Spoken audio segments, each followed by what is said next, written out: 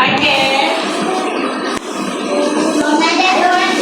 Okey, cikgu nak tanya, sebelum puasa kita kena buat apa? Salah. Sebelum puasa kita kena niat dulu. Okey, semua tanda tangan. Okey, tanda tangan. Jom kita baca sama-sama. Nawaitu sauma ghadin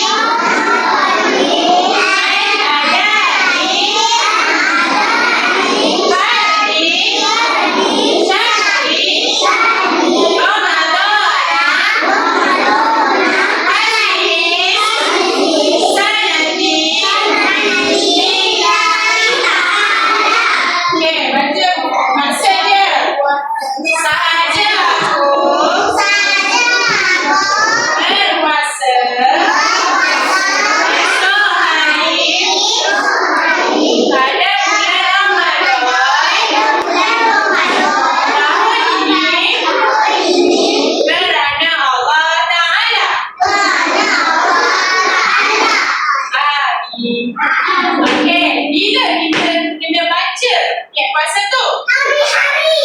Hari-hari, tetapi bila waktu? Sebelum tidur. Tengok ni gambar apa? Tidur. Okey, sebelum tidur kita kena baca niat puasa dahulu. Kemudian bangun sahur. Okey, cikgu nak siapa tahu baca doa berbuka puasa? Okey. Okey, kita baca sama-sama. Kita baca sama-sama, boleh? Okey, tanda tangan. Semua ikut cikgu baca, boleh? Okey. Bismillahirrahmanirrahim. Allahumma. Kita sama-sama. Okey, Allahumma. Dengar cikgu baca dulu, baru awak baca, boleh? Okey, Allahumma laka sumtu wa bika amantu. Dengar dulu cikgu baca. Kemudian ikut. Allahumma laka sumtu wa bika amantu wa ala rizkika aftartu wa ala rizkika aftartu bi rahmatika arhamar rahimin. Amin.